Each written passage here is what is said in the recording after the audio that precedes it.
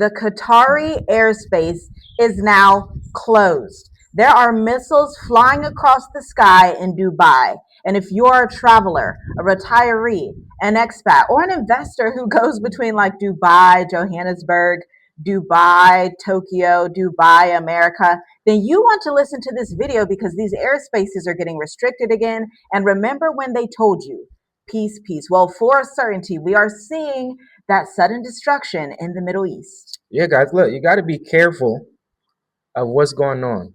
Like my wife just said, peace, peace, and things like this happens. Like, just imagine all the peace talks that Donald Trump is talking about. This is a game that they're playing with you. Listen again, this is a game. So learn how to play it. Over the past several days, growing regional tensions involving Iran, Israel, and neighboring countries, i.e., Jordan, Saudi Arabia, have triggered a series of aviation warnings, airspace restrictions, and flight rerouting measures that are causing airlines across the entire region of the Middle East to reassess how they move passengers just like you through one of the world's most important travel corridors. For most people, this sounds like another overseas geopolitical story. Oh, there's always war in that region. Let's just ignore it. But beyond the headlines is something much more deep, because airspace disruptions are often the earliest signs that governments and airlines are preparing for world uncertainty. Disruption is like, man, just think about how they were talking about the oil being disrupted and it's going to set back a lot of countries. It's the same thing with the airspaces, right? So when you are traveling now, you have to know where you're going to be landing for like a layover or something like that. Yeah. That's very important because the Middle East is a big hub for that. When you are traveling far, when you are traveling to Africa, when you are traveling to Asia from America, right? Or Asia to Africa, Asia to America. Sometimes even Africa to Africa. Exactly. You might have a layover in Dubai if you're trying to go from Addis Ababa to Accra, Ghana. Exactly. Oh, exactly. So my. This information is important. You got to understand what's going on. Now, let's talk about this. Let's break this down, because in the Mature Adult Intensive, which, by the way, Mature Adult Intensive Cohort 10 is open, but there's only 4 spots available. Check out the link in the description. We were talking to one of the clients in Cohort 9, and something stuck out as I replayed and listened, because it's important to go through the videos and re-listen to our client base. And you know what one sister said? She said, I was thinking about going to Rwanda, but there's Ebola, there's issues in the Congo, and she could not find a 10-year residence in Rwanda. And there is only one country on the continent of Africa that has a 10-year residence. Leave a comment down below if you know which one that is, okay? And let's look at this. She said the reason is because she has children. And so she wants to live in an African country that's going to give her a long-term residency straight off the bat, right off the bat, not play around for a year, not play around for 2 years, but something she can tangibly give to her children so that they can eventually become permanent residents in record time. This is the thought process that you need to have as a traveler. So many things are shifting, and understand, even Dubai's economy is totally obliterated. And now they're restarting again. Imagine how Dubai is going to fare when these missiles are coming back once again. Now let's continue, because the Middle East, as many of you know, is one of the world's most important aviation corridors. I mean, look at the globe. Many of the world's busiest routes pass directly through the countries that we have talked about today, through the Middle East. Flights connecting Europe and Asia, Africa and Asia, Europe and Australia, and the Gulf states. Major hubs like Doha, Dubai, Abu Dhabi, and Istanbul. Shout out to Istanbul. We have flown Istanbul Airways before, pretty good. They become global crossroads connecting a multitude of continents every single year. When one section of that system becomes restricted, well, you can guess what happens. These airlines must find alternatives, but one of the alternatives is that prices are going to increase. Another alternative is that you're going to have to go through Europe, but through Europe, we have the entry-exit system that some people don't want to have to deal with. People want direct flights to Africa, okay? And you need to consider what happens when these flights are rerouted. because a longer route is going to mean, you may want to write this down, additional fuel costs, Mhm. delayed arrivals, missed connections, crew scheduling complications, increased ticket prices, and reduced airline efficiency. Mm. Now, let's multiply that across all of the major airlines in the Middle East, and you have a recipe for total global disaster. A route that once took 7 hours may now require additional flying time. A Yeah. connection they used to work smoothly may now become more difficult. Airlines build schedules months in advance. Airspace restrictions can force these adjustments seemingly overnight. But it's for good reason. They want to keep the passengers safe. So you can't fly through Qatar right now because there's Yeah. missiles going around Saudi Arabia, Dubai, Kuwait, Iran, and Israel. So, of course, the airspace has to be restricted. But what are you going to do in the meantime? Are you going to fly across Europe? Are you going to maybe go down to South America and hope there's a country in South America that'll get you directly to the continent through Addis Ababa or Johannesburg, Yeah. South Africa? Yeah, direct flights. That yeah, I was just thinking about that. Ethiopia, South Africa. I'm not sure if Kenya Airways has direct flights. But yeah, these are the things that you have to start to realize that's happening because these prices is going to be way more expensive. It is. Like just imagine um, Yeah. how this war started and all the people that was stuck in Dubai, traveling by car to another country just to leave and stuff.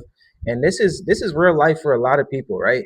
So that's why we say like the information that we're putting out here that we're telling you guys, you really got to consider when you are thinking about traveling. We have clients that is coming next month, July, in October and stuff, and we always tell them Even next week. pay attention to these things that's happening Yeah. because it can change overnight. You know, your ticket that you brought, you might have to be rerouted. Do you want to go through these countries that Yeah. Yeah. It's difficult. yeah, it's difficult, but just be prepared. You have to be prepared no matter what, and information is key, knowledge is key. Yeah, absolutely. Because our clients, they literally save 50,000, 60,000, $70,000 and not Mm. having to fool with the wrong country, Yeah, the wrong strategy, that's the important. wrong lawyer that you could have trusted but got over on you. I've been through that even through in America. Lawyers a lot of times are some Hmm. of the most corrupt people in their industries. Not always, but it's really difficult to find a good lawyer. It's really difficult to find a trustworthy person out there in the world. It's even difficult to find a trustworthy country that's going to give Yeah. you a 10-year residence and be anti corrupt, or at least as much anti corrupt as it can get here on planet Earth, right? All Mm. countries have some level of corruption, but you just want that corruption to not mess with your plans and your family's plans and your legacy and your Mm. generational wealth and your retirement and what you're trying to do, okay?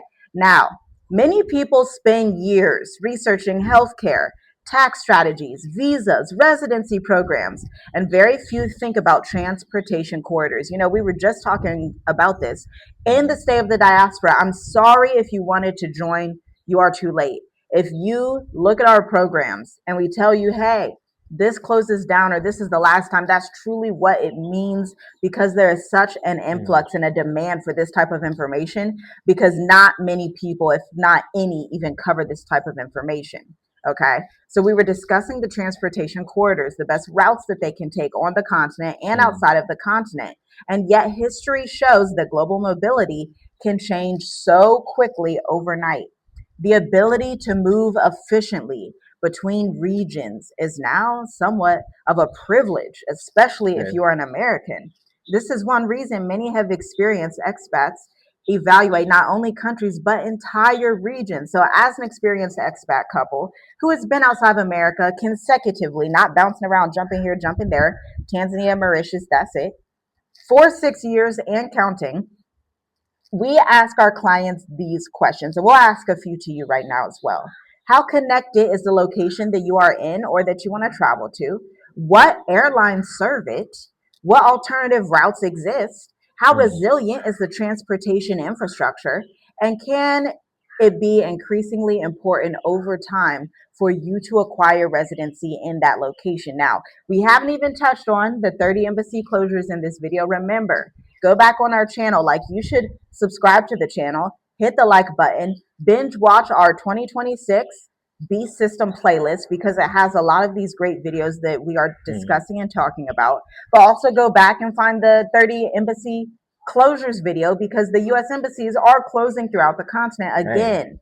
You will not be able to renew a passport if you are in Mozambique, Zambia, Namibia, Botswana, Sierra Leone, right? These are countries that are impacted. Almost all of North Africa. I guess America's really feeling some type of way about North Africa. Even Egypt is impacted. Be aware of that because this is what we're seeing globally. Let's just go through the list here. Supply chain disruptions, shipping reroutes, Mm. healthcare crises. Hello, hantavirus. Hello, Ebola. Hello, the new worm thing that's out there in the States. Border closures, visa and residency changes, banking restrictions, and airline adjustments. Mm. Now, of course, each scenario seems isolated, but all of these scenarios together form a recipe of utter chaos and destruction for certain parts of the world. But you don't have to be under that destruction. You could come somewhere like an island nation, like a Mauritius, like maybe not a Seychelles since they don't have the US embassy anymore. But there's just a few places on planet Earth that are actually tangible for you to go to and exodus out of, whether you're a Black American, white American, a Canadian, a whoever, and you are tired of being in the West. You may even be tired of being in China. You're tired of being wherever you want to be, Mm. and you want to be somewhere with a lower cost of living, a more That's key. agricultural based society, That's key. somewhere that's neutral in all of this and is That's not key about too. to get taken Yeah. over, and somewhere that you can just sit back, relax, drink a cup of tea, and enjoy the sunshine, the sunrise, and the sunset. But we don't want you to panic. We want you to be resilient. The difference matters because panic reacts, but resilience prepares. And as you know, this story isn't really about Qatar by itself, and it's not really even about Iran. It's not even about Israel or America. This is about your legacy and where you are being called to in this time. I know for us, for 100,000 million% certainty, we were called to move to Africa in 2020, then to move to Mauritius in 20, whatever year that was, 2023, something like that. 2024, yeah. We were called out of America, and it is the best decision that we have made in our entire lives. Now, I cannot answer for you if your place is Belize or Portugal or the Caribbean or Thailand or Vietnam, but what I can tell you is our testimony, our story, the things our clients are going through, and why Mauritius may be a good bet for you. But on your side, you have to do the due diligence, the research. Go ahead and visit www.journeywithusmoveToAfrica.com/services to read our 7 to 10 page enrollment guide. Best case scenario, you're like, oh, I'm getting into cohort 10. I'm going to be in that cohort. Worst case scenario, you learn information that you never even knew existed. Yeah, yeah. Information, as I keep saying, I'll say, is key. Is key, and the location is. I know we were talking in a mature adult intensive about how Mauritius is still a location where a lot of countries will be trading with Mauritius. So it's still going to be sustainable. Like you got to think about where countries ship and receive products and goods like that, and Mauritius is a perfect spot Port for Louis. yeah the main city, Port Louis. Yeah, it's a perfect location for trading amongst Africa, Asia, India, Malaysia, the Philippines, and things like that. So yeah, this is why we say if it's for you, you know, it's going to be for you. Everything's going to line up right uh, for you, and it's not going to slow down. So if you are thinking about moving, just keep walking, keep getting the information, keep doing what you're doing as the Most High is leading you. So yeah, I think that's it. Yeah, I think that is it for this video. The smartest question that you can ask right now is, do you have a plan? And in a rapidly changing world, that question is going to be worth more than any airplane ticket you can find online. Shalom, shalom. We'll see you in the next one. Shalom, family.